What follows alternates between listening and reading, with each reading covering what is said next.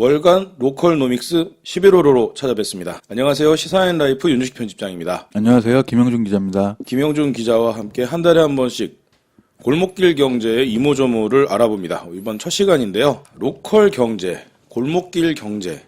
골목길 경제 이야기가 대두된 지 벌써 한 3, 4년 정도 된 것 같아요. 그런 이야기 많이 들어보셨죠?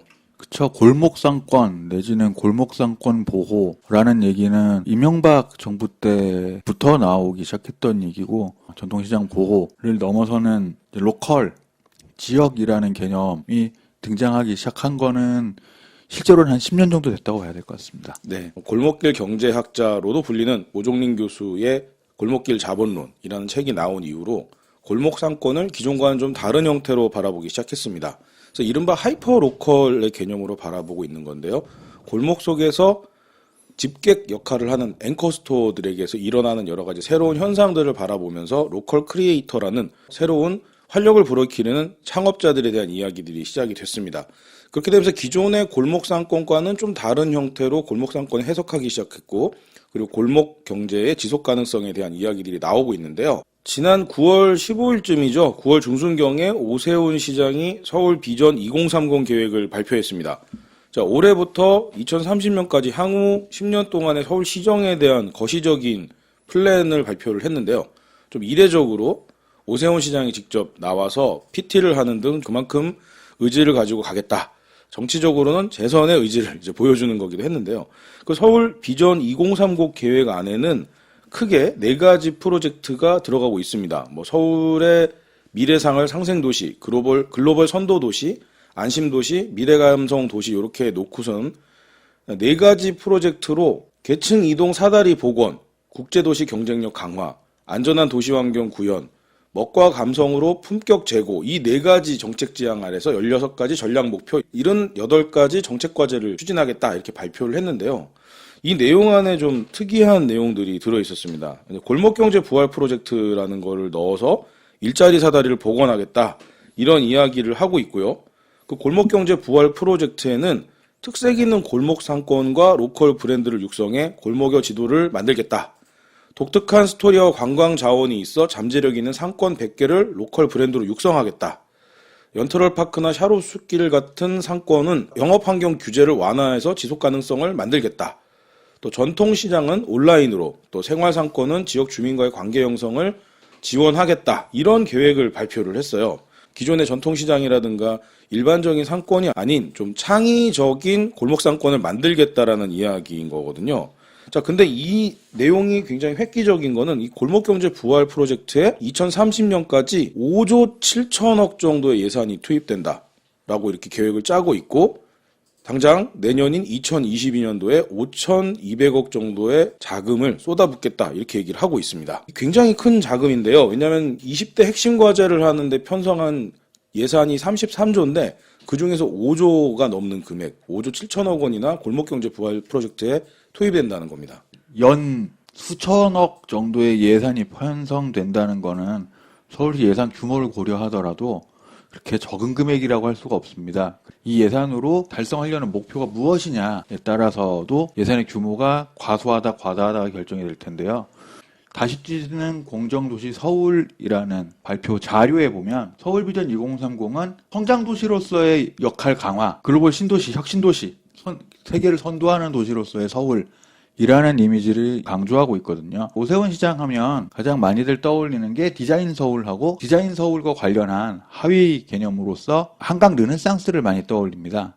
그런데 한강 르네상스나 디자인 서울은 서울을 문화도시로 만들겠다, 어떤 문화의 거점으로 만들겠다는 정책적인 목표가 굉장히 중점이 돼 있는 것이었거든요. 어떤 계획으로 나중에 이어진 것이냐면 박원순 시장이 2016년에 발표한 문화서울 2030이라는 프로젝트가 있습니다. 이 계획이랑 오세훈 시장이 이번에 발표한 서울비전 2030은 사실 같은 레벨에 있는 가장 높은 수준의 시정 정책 계획이라고. 그런데 이 두 가지가 서로 목표하고 있는 바가 다릅니다. 문화도시 2030은 오세훈 시장이 전기 임기 때 서울 시민들의 문화 접근성을 높이고 이런 것들에 초점이 맞춰져 있었다면 서울비전 2030은 오세훈 시장이 보선 선거운동 기간 내내 얘기했던 것처럼 서울이 지난 10년간 낙후되고 발전되지 못하고 정체돼 있었다. 그런 인식을 바탕에 깔고 있는 겁니다. 디자인 서울과 목표 자체가 크게 다르지 않은 게 디자인 서울은 서울을 멋진 도시로 만들겠다는 게 목표였습니다. OECD 가입국이자 이제 이 정도의 경제 규모를 갖는 국가의 수도로서 하이서울 페스티벌로 이제 대표되는 관광산업이라든지 마이스나 고급 관광산업을 육성할 수 있는 하드웨어든 소프트웨어든 인프라스트럭처를 갖추겠다는 게 목표였다면 지금은 디자인 서울과 같은 정책 목표를 달성하기에는 서울이 너무 낙후돼 있다는 판단을 하는 거죠. 그리고 이미 우리가 직면해 있는 여러 가지 청년 실업이라든지 주택 보급의 문제라든지 10여 년 동안 재개발 재건축을 할 수 없었기 때문에 주택도 거의 보급되지 않은 상태거든요. 서울에서 가장 신축 아파트라고 불리는 것들, 신흥 고급 주거지라고 불리는 고가주택이라고 불리는 곳들은 이명박 서울시장 때 추진돼서 오세훈 시장 때 사업이 끝났던 뉴타운들입니다. 마용성이 그렇고 노도강이 그렇습니다. 10년 된 집이 새 아파트라고 인식되는 거는 그만큼 서울이 낙후됐다고 볼 수밖에 없는 거죠. 이 낙후된 수준을 메이크업 하겠다는 게 우선적인 목표인 것이고 두 번째로는 문화서울 2030과 비교하면 정책 목표가 완전히 다른 것이 투자라는 개념을 굉장히 강조합니다. 그리고 또 한 가지는 글로벌 선도도시라는 아이디어를 굉장히 강조합니다. 어떤 의미를 갖는 거냐면 골목상권이건 교육 문제건 간에 투자를 해서 리워드를 만들거나 자생력을 만들겠다는 거거든요. 문화서울 2030과는 극명하게 대비되는 것이고 예산 배분의 순위라든가 이런 점에서도 매우 차이가 날 수밖에 없겠다. 그렇게 볼 수 있지 않은가 싶습니다. 오세훈 시장의 지난 임기 동안 했던 정책과 연결해서 말씀을 해주셨는데요. 지난 9월에 거시적인 플랜을 발표한 데 이어서 예산철이잖아요. 11월 초에는 서울시가 여태까지와는 비교가 안 될 만한 44조 원이라고 하는 2022년도 예산안을 발표하게 됩니다. 물론 이게 시의회를 통과한 건 아니고 서울시가 예산안을 이렇게 짰다라고 얘기를 하고 있는 건데요. 이게 어느 정도 2030, 서울비전 2030하고 궤를 좀 같이 하고 있는 게 있어서 소상공인 취약계층 맞춤형 회복 지원 예산으로 3,563억 원을 편성을 하거든요. 2030 플랜에도 보면 2022년도 예산에 골목경제 부활 프로젝트에 5,200억 이상이 이제 투입이 된다고 말씀을 드렸는데 어느 정도 같은 맥락 차원에서 소상공인 취약계층 맞춤형 회복 지원에 3,563억 원을 투입을 하는데 이 안에 골목상권 살리기 위한 로컬 브랜드 상권 육성 62억 원, 청년 골목 창업 프로젝트에 24억 원 이렇게 투입이 된다고 나와 있고요. 미래 성장 산업이 상업 생태계 육성에 3,419억 원을 투입하겠다고 되어 있는데 그 내용 안에는 이제 앵커 시설이라든가 또 서울 창업허브 운영에도 돈을 쓰겠다. 이제 이런 얘기를 하고 있어서 소상공인 창업에 스타트업 창업에도 예산 투입이 많이 들어갈 거다라고 지금 얘기를 하고 있습니다. 그러면서 서울시 예산안의 3대 투자 중점 주요 내용으로 이야기를 하고 있는데요. 재미있는 거는 시가 예산을 쓰는데 그걸 투자라고 표현을 하고 있다는 거고요. 중점 투자 첫 번째가 민생과 일상회복에 관련된 내용인데 예산 2조 2,398억 원 중에서 첫 번째가 소상공인 취약계층 맞춤형 회복 지원이다라고 하면서 신용보증 등을 통한 자금 지원에 1,933억 원이 편성된다고 좀 구체적으로 밝히고 있습니다. 자, 그리고 로컬 브랜드 상권 육성 62억 원은 잠재성은 있으나 활성화가 미흡한 상권을 촉진지구, 또 고도화 단계로 육성이 필요한 인지도가 있는 상권을 강화지구라고 지정해서 발굴하고 육성하겠다. 라고 해서 이제 로컬 상권에 대한 좀 구체적인 플랜을 보여주고 있고요. 또 교육과정, 전문 교육과정을 운영해서 로컬 크리에이터, 골목 창업가를 양성하겠다. 그래서 이들을 기반으로 골목 창업을 활성화하겠다라고 얘기를 하고 있고 청년 골목 창업 지원 프로젝트 24억 원 예산도 청년 예비 창업가 100명을 대상으로 최대 5천만 원의 창업 자금을 지원하겠다. 그리고 338억 원에 해당하는 서울 광역 지역사랑 상품권을 발행하겠다고 또 얘기를 하고 있는데 이 서울사랑 상품권 이게 굉장히 의미가 큽니다. 이거는 지금 현재 문재인 정부에서 책사 역할을 하고 있는 최백은 교수도 역내 소비에 대한 중요성을 강조를 했거든요. 골목상권에 대해서. 그런 의미에서 이제 지역사랑 상품권은 굉장히 또 의미가 있다고 볼 수가 있습니다. 자, 이렇게 서울시가 골목상권 활성화를 위해서 예산안까지 지금 올라와 있는 상황이거든요. 서울비전 2030 예산안 중에서 핵심적인 역할을 차지하고 있는 포션이 골목경제 부활 프로젝트인 거죠. 네네. 자립하고 자율성을 가지고 자생할 수 있는 토대와 출발점을 만들어주겠다는 거거든요. 주구장창 예산을 투자하겠다는 게 아니라 예산을 투하해서 정책 목표를 달성하기 위해서 자생력을 강조하고 있는 오세훈 시장의 이 계획들은 사실 저는 목표가 크게 다르진 않다고 봅니다. 그러면 서울페이랑 나중에 이제 제로페이가 됐던 서울페이와 오세훈 시장이 발행한다 그러는 지역화폐랑 구조적으로 달라질 수가 없는 거거든요. 네네. 이 모든 것들이 어떤 것을 목표로 하느냐, 주된 목표가 자생이냐, 어느 시점이 될 때까지 인큐베이팅을 해서 언젠가는 두 발로 혼자 설 수 있는 주체를 만드는 것이 목표인 것이냐 아니냐의 문제라고 전 봅니다. 주요 활동으로는 소상공인의 생태계를 지원할 4대 상권 육성지구 지정 및 지구별 특성에 맞는 4가지 맞춤 지원 전략을 추진하겠다고 하면서 로컬 브랜드 촉진이니 로컬 브랜드 강화니 생활상권 육성이니 등등등의 얘기들이 쭉 나옵니다. 그리고 여기에 눈에 띄는 단어들이 있어요. 창업부터 철저히 준비된 혁신적인 소상공인을 양성하겠다. 자금 조달, 위기 대응 능력을 포함해서 네가 알아서 살길 수 있는 훈련을 시켜주겠다는 거거든요. 넘어진 사람을 일으켜 세워주진 않겠다는 거예요. 붙잡고 일어설 손을 뻗어주긴 하겠지만 그 손을 붙잡고 그 손을 잡아 당기면서 스스로 일어나는 게 사실 위기 대응력인 셈이죠. 이거는 완전히 다른 내용인 것이죠. MPO 중심으로 그리고 마을 공동체를 행정에서 가지고 있는 목표를 달성하기 위해서 기금을 만들고 예산을 투하하고 이런 식으로 만성적으로 갈 수밖에 없거든요. 그거는. 왜냐하면 자립할 수 있는 근거가 없으니까. 프로핏이 없으면 자기들이 위기에 대응할 수 없습니다. 정부도 그렇지는 않거든요. 정부도 국유재산이 있어요. 행정재산이 아닌 일반 재산도 있습니다. 정부에도. 임대차하고 이런 용도로 사용하는 재산들이 있거든요. 그런데 그 무엇도 가지지 말고 매일매일 하루하루를 내일 죽을 것처럼 사는 조직을 위해서 세금을 투하해야 된다.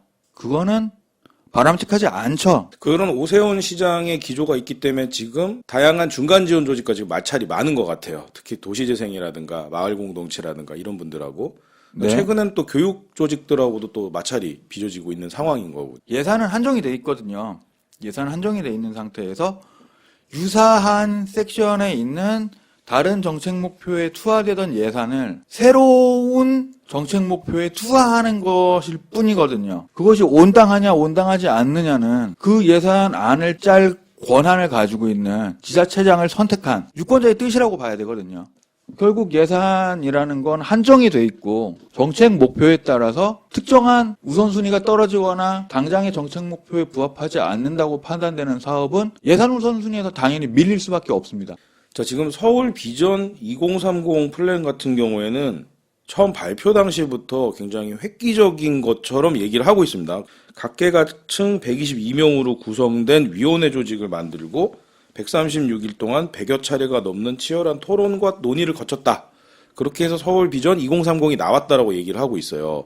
네. 자, 그러니까 이런 이야기는 오세훈 시장의 의지가 담기긴 했으나 이것이 시민과 전문가들의 생각과 의지가 담겨 있다라는 이야기로 해서 상당히 좀 민주적인 의견이다. 이렇게 표현을 하고 있는 것처럼 보여지거든요. 이게 이제 행정학에서 이야기하는 정책 네트워크를 통한 정책 환류 과정, 정책 의사결정 과정이라고 할 수 있는데 마땅하고 옳은 부분이 있습니다. 실제로 2030 플랜을 보면 굉장히 다양한 주제들이 박원순 시장을 이어서 획기적인 내용들이 많이 나왔고 생각외로 좀 경제적으로 굉장히 서민들이 되게 어려워하고 있는 상황이기 때문에 희망을 품게 하는 내용들이 굉장히 많이 있었어요.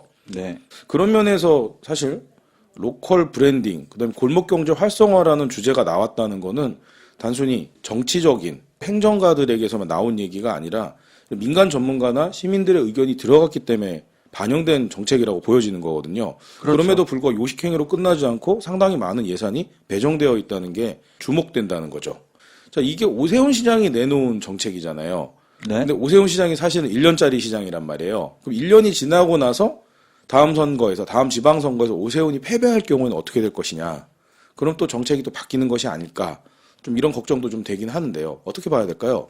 사실 대한민국 국민의 약 30%, 40% 정도는 자영업자거든요. 소상공인이랑 우리가 자영업자를 좀 분리해야 되는 기준이 된다고 생각하는 건 자영업자는 결국 자기가 일을 해야 된다는 겁니다. 네네. 소상공인은 기업의 규모가 작은 거죠. 예전에는 영세 자영업자라는 표현들을 많이 썼죠. 네네. 내가 이제 영세가 빠져버리고 그냥 자영업자가 돼버린 셈인데 이 사람들이 골목상권 등등에 위치하고 있는 분들이에요.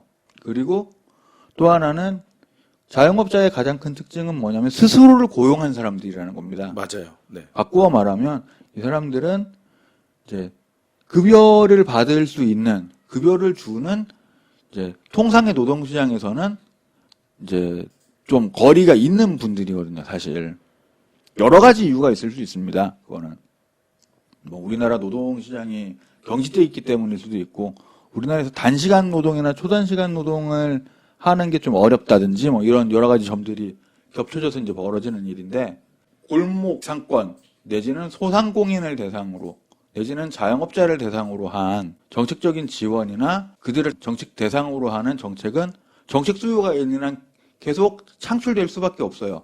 이를테면 박원순 시장 10년 동안에 자영업자와 소상공인에 대한 골목상권에 대한 정책이 하나도 없었냐?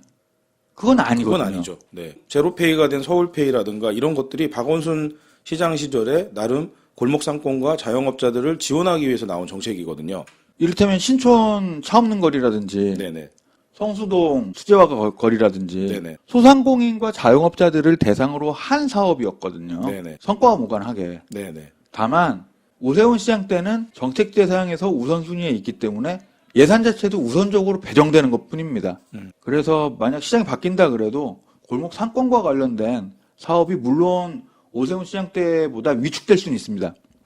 위축될 수는 있고 우선순위가 약간 밀릴 수는 있겠지만 아니 뭐 오세훈이 하던 거니까 다 없애버리겠다. 되기는 어려울 거라고 봅니다. 서울비전 2030에 대해서 기대를 걸고 있는 분들이 많이 있어요. 김 기자가 얘기해줬던 것처럼 10년 동안 서울이 개발되지 않았다. 개발의 동력으로 인해서 뭔가가 될 거다라고 기대하시는 분들도 있고요. 다음으로는 오세훈 시장이 전에 재임할 때 했던 DDP라든가 이런 사업처럼 뭔가 특색 있는 특화 거리들이 확실하게 나와줄 거다. 이렇게 기대를 거는 분들도 있거든요. 복지에 대한 문제를 오세훈 시장 들어와서 일자리 창출로 보고 있다. 그러다 보니 이런 정책을 들여다본 일부 자영업자들 같은 경우에는 반긴다는 그런 반응들을 볼 수가 있었어요. 상권이랑 특정한 상가가 번성하는 것과는 전혀 다른 문제라는 것을 일찍을 해야 된다고 보거든요. 오세훈 시장이 이제 얘기하는 골목경제 부활 프로젝트는 가장 크게는 상권을 기준으로 하고 있다는 겁니다. 경제 활력이 살아 숨쉬는 소상공인 골목요지도 완성이라는 부분에 보면 로컬 브랜드를 만들어서 소상공인을 육성하겠다는 내용이 있습니다.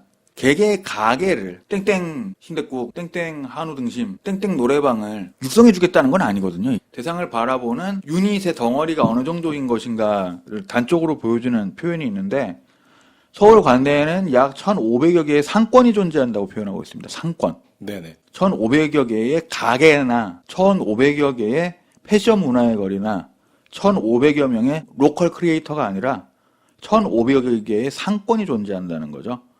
그런데 이 상권들이 어떤 어려움에 처해 있냐면 대규모 쇼핑몰 그리고 온라인 쇼핑 확대로 인해서 상권 전반적으로 침체가 가중되고 있습니다. 어느 정도로 어려움에 직면해 있냐면 영업이익률이 14%가 떨어졌습니다.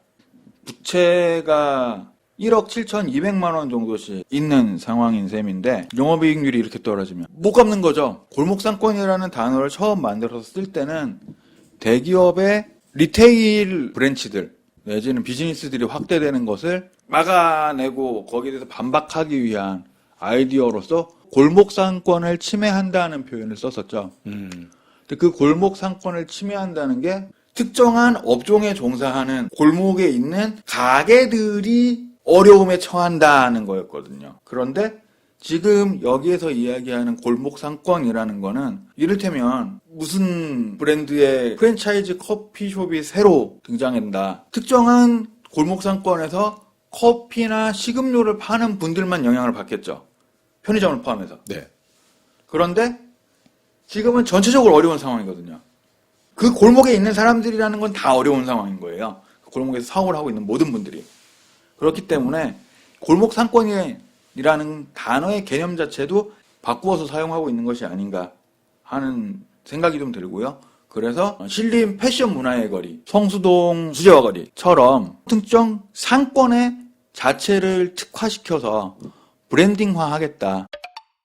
목적 없이 머무는 사람이 소비를 하게 됩니다. 여의도에 있는 더 현대 같은 백화점은 그냥 와서 놀라고 만든 공간이거든요. 돌아다니면서 나무도 보고 약간 식물원처럼 생겨서 막 별 목적 없이 무엇을 사러 오는 공간이 아닌 거거든요. 왔는데 돌아다니면 배가 고프니까 들러서 음료수도 한 잔 마시고 그러다 보면 빵도 하나 먹게 되고 그러다 보면 저녁 상거리도 사가게 되고 나무를 보면서 핸드폰을 확인했더니 내일 날씨가 춥다 그러니까 아우터를 하나 사게 되고 이런 식으로 사람이 머무는 상권을 만든 거거든요. 그러면 특정한 앵커 스토어가 생긴다 그래서 그 앵커 스토어를 타겟으로 해서 내가 여기 오늘 초코맛 케이크를 사서 누구한테 선물해야지라고 마음 먹고 온 사람이 더 현대에서 배회하는 사람과 같은 효과를 낼 수 있겠는가에 대해서는 좀 의문이 있는 거죠. 골목상권이라는 것도 성공하기 위해서는 체류하는 사람을 만들어야 된다고 보거든요. 그리고 그 체류하는 사람을 만드는 거는 적지 않은 자본이 필요합니다. 그거를 상당히 일찍이 시도했던 게 교보문고 광화문점이에요. 교보문고 광화문점이 몇 년 전부터 큰 통나무로 만든 책상을 갖다 놓고 와서 일단 보고 싶은 책을 꺼내서 봐라. 머물러라가 된 거거든요. 음반을 사가든 문구를 사가든 일단 체류하게 만들겠다는 게 목표였습니다. 그리고 그게 다시 한번 시도가 됐던 게 사실 더 현대고요. 그러면 골목상권 브랜딩이라는 것도 체류하고 싶은 골목, 머무는 골목을 만들어야 되는 거거든요.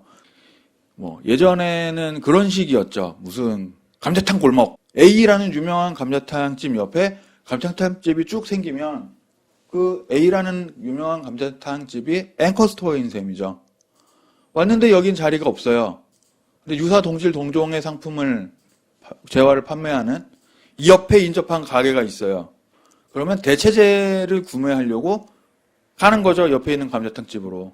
그렇게 해서 자연스럽게 만들어지는 특화된 골목들이 있었죠. 장충동 족발 골목, 응암동 감자탕 골목 그런 것을 상권 형성 과정에 모티브를 얻어서 시작한 것들이 성수동 수제화 거리라든지 이런 것들인 셈인데 그런 형태로는 자연 발생적인 방법을 제외하고는 그리고 현재는 장충동에 족발 먹으러 가는 사람은 이제 많지 않거든요. 그런 식의 접근보다는 특정한 이미지 내지는 어떠한 목적으로 머물기 좋은 곳이라는 이미지나 기능성에 가까운 것이 되어야 되지 않겠나. 그리고 오세훈 시장의 골목상권 프로젝트나 골목상권 브랜드화와 관련된 아이디어도 접근을 하면 좀 더 실현 가능성이 높지 않겠나라는 생각을 하고요. 서울시만의 정책으로 끝나서는 성공할 수가 없는 게 각 25개 서울시 내 자치구에서도 협조를 해줘야 되는 거고 시의회에서도 어느 정도 호응을 해줘야 되는 건데 지금 현재 오세훈 시장이 넘어가야 될 파도는 굉장히 많아 보입니다.